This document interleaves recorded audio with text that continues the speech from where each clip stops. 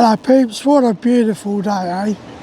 Blue skies, sunshine, can't ask for more, can you? Especially in October. So, I'm going for a little wander up to Castle Hill. Got the family round at the moment. They're doing stuff for Halloween.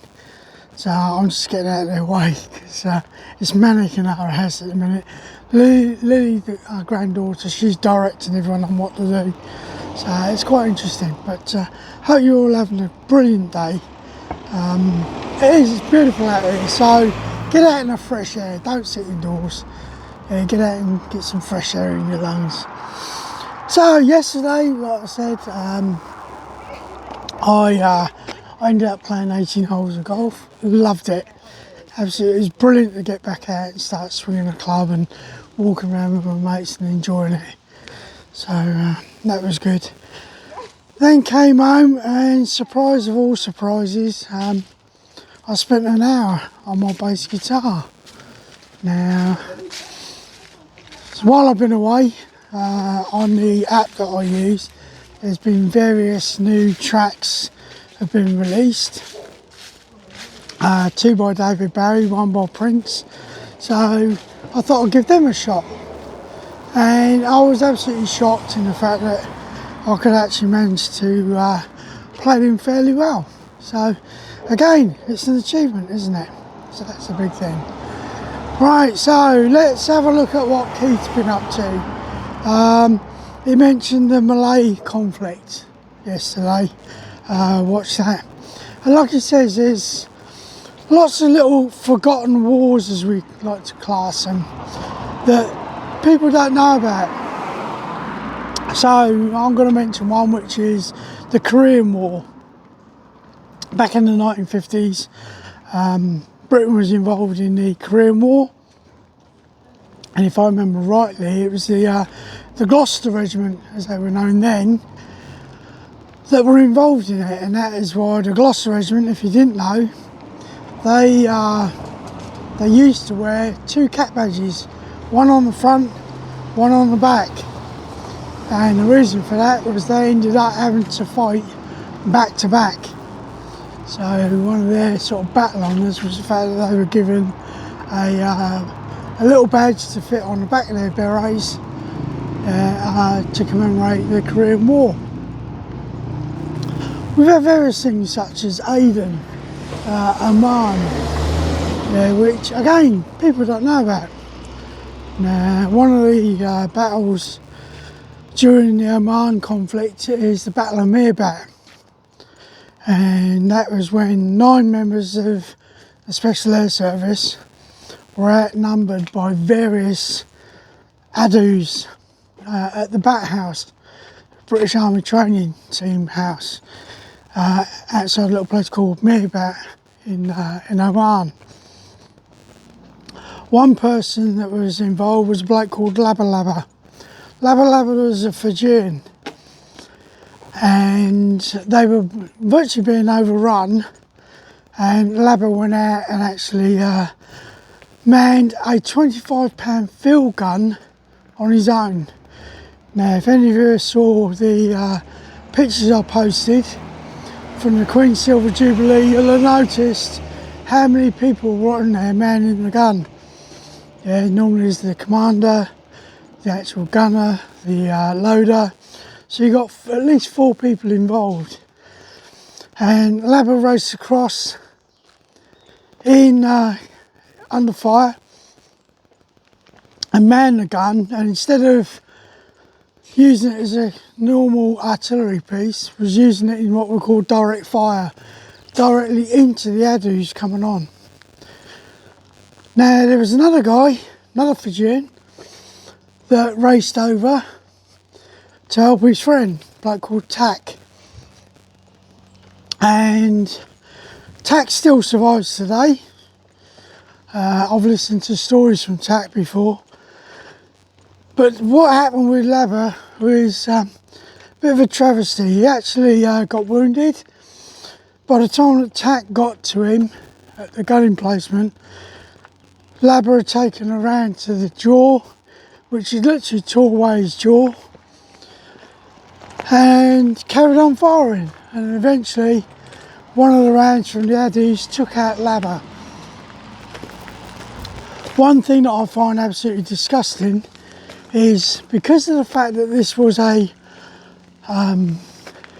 not to be mentioned conflict, Labba didn't get the Victoria Cross which he deserved. He was given a mention in dispatches.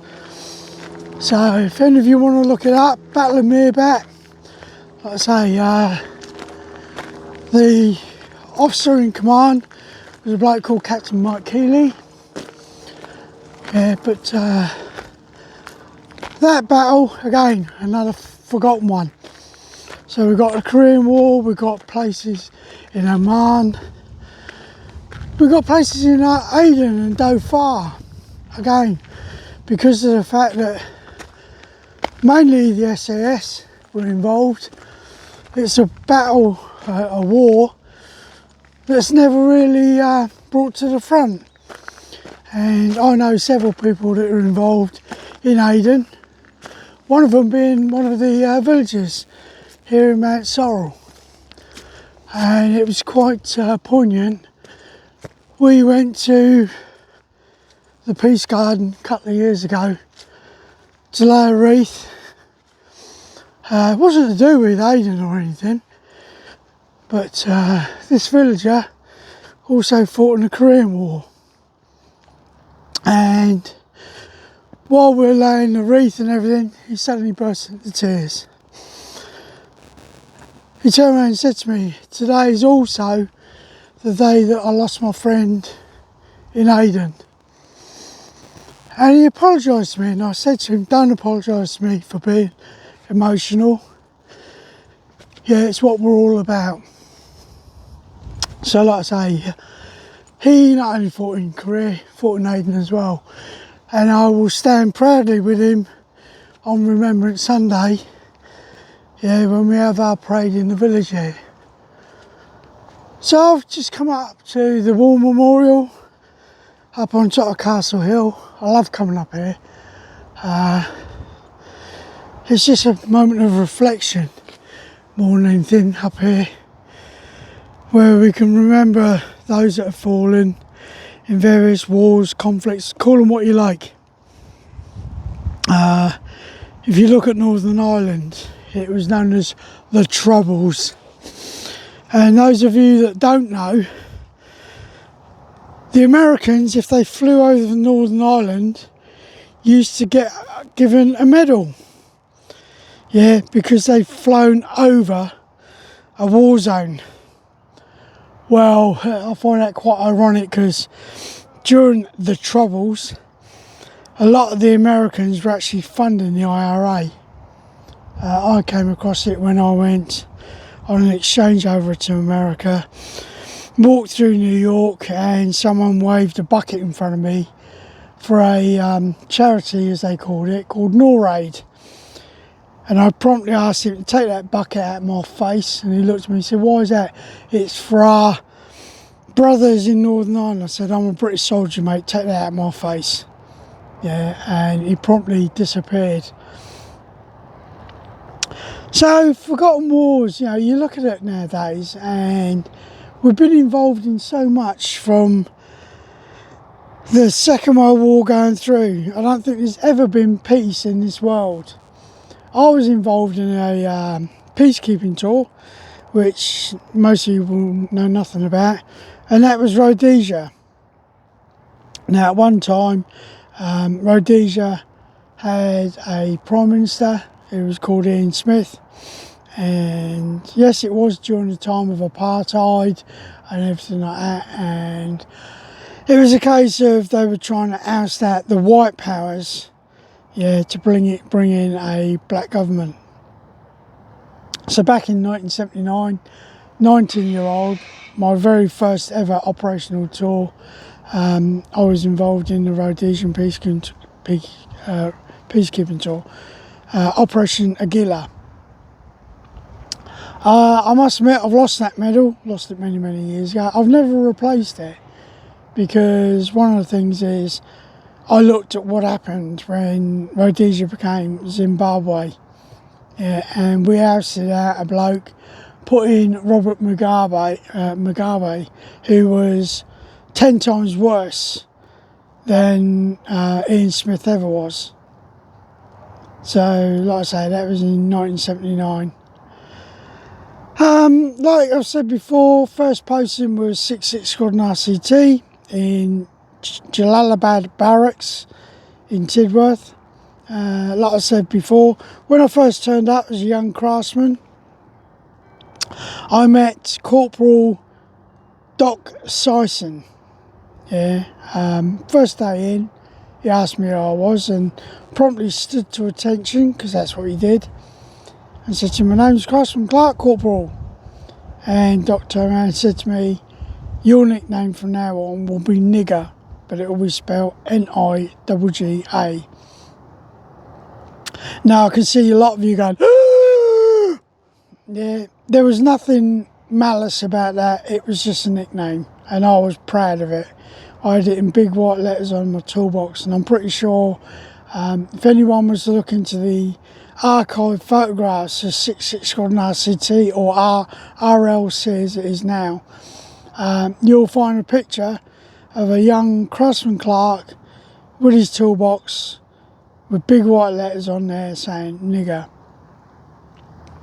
During my time in Tidworth, one of the stories that I heard, and I'm not sure if it's true or not, but if ever you go to the barracks in Tidworth, you'll find that they've got verandas. And the story I heard was because there was a muck-up with the planning documentation for a new barracks that was to be built in India. And the plans went to Tidworth. The garrison that you see now, most of the barracks there, as I remember it, all had verandas. And it was a case of the wrong barracks was built in the wrong place. So that's why in Tidworth you've now got verandas on the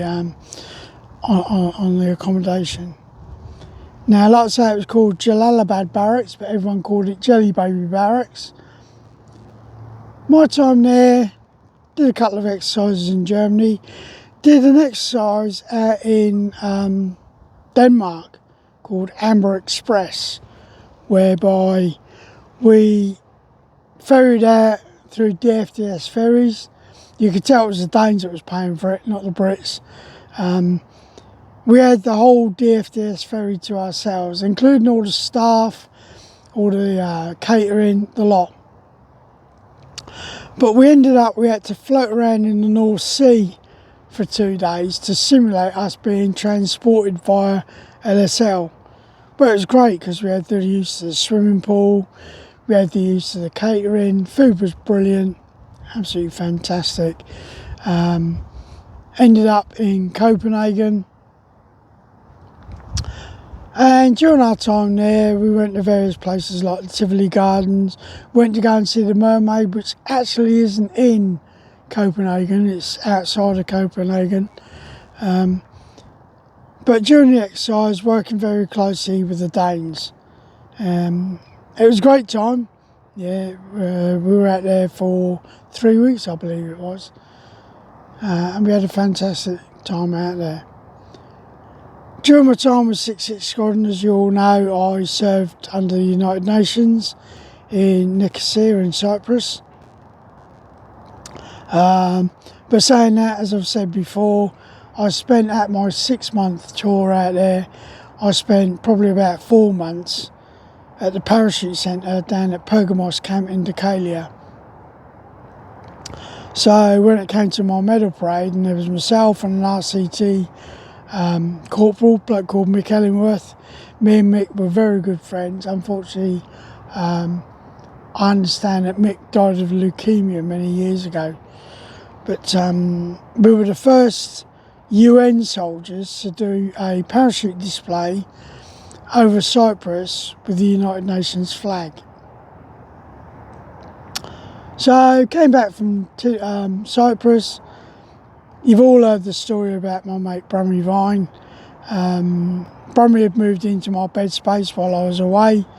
I immediately turfed him out, but we became such good friends that I was supposed to have been best man at his wedding. So that was in 1981. 1982, got posted from there to Athlone Barracks with the Royal Scots Dragoon Guards in Germany. Now, obviously, 1982 was when the Falklands War kicked off. And again, it's another war that you don't see being mentioned much nowadays. The Argentinians invaded the Falklands, went down there. They took on the Royal Marine detachment that was down there.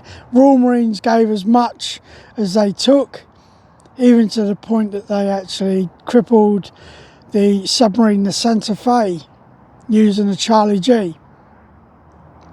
Eventually got captured and shipped out. Now, I've heard stories, and I'm pretty sure they're fairly true, that the guys were put on a ship to then dispatch them back to the UK.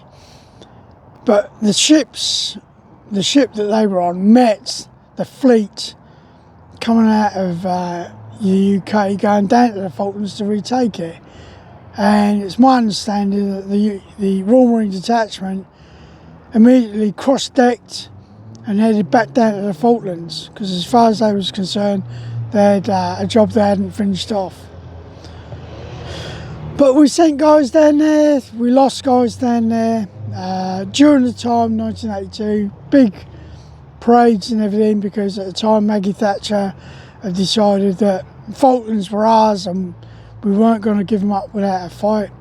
Yes, we lost ships, yes, we lost men, but we retook the islands. And if you do a bit of history on the Falklands, you'll find out that we were very close to actually losing the Falklands War, because we were running out of ammunition, mainly because the Atlantic Gouvet that had been commandeered got sunk by an interceptor missile, and on there was the helicopters and all the ammunition and so on to sustain a war down there. But we ended up overcoming the Argentinians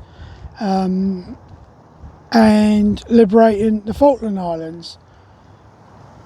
Now, it's funny how we seem to keep liberating places, because Gulf War, first Gulf War in 1991, where Saddam Hussein invaded Kuwait, I was involved in the Gulf War, and what we were there to do was to liberate Kuwait.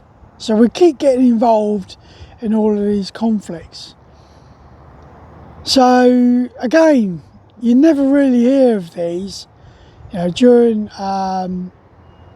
the Iraq War and the Afghan War, it was publicised quite a lot.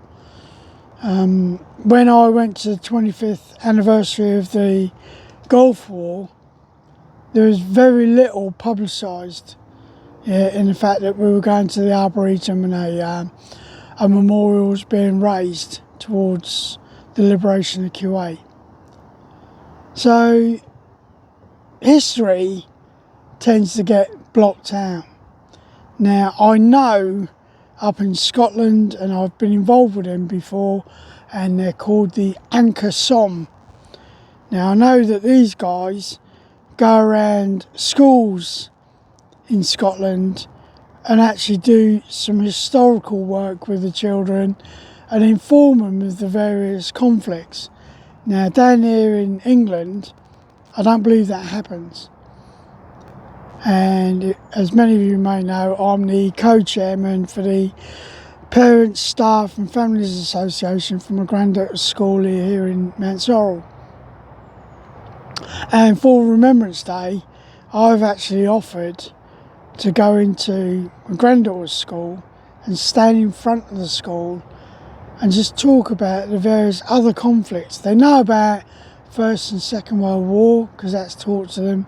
They know about Remembrance Day, and it's great when I see the kids on Remembrance Sunday out there, either as guides, cubs, scouts.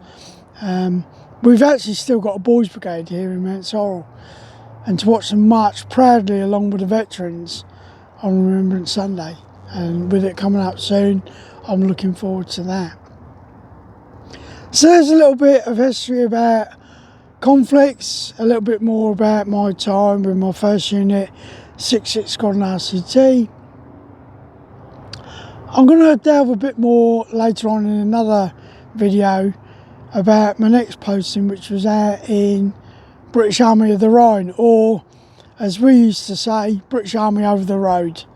Yeah, first posting, Sqn 1982, with the Royal Scots Dragoon Guards, who are a cavalry regiment, and I was attached to the LAD, as it was called, Light Aid Detachment, which our job was to repair the vehicles such as Chieftain tanks, Ferret scout cars and so on. So I hope you look forward to the next instalment of my career. Like I say, we'll move into Germany and we'll talk about what's going on in there. But on this beautiful Sunday, yeah, like I say, clear blue skies, I'm going to stand up and just show you what views I've got around this beautiful village of mine of Mount Sorrel. And I know that Keith, old Let's Tab 59, wants to come and visit me and wants to come up here to the memorial. So Keith, whenever you're ready, mate,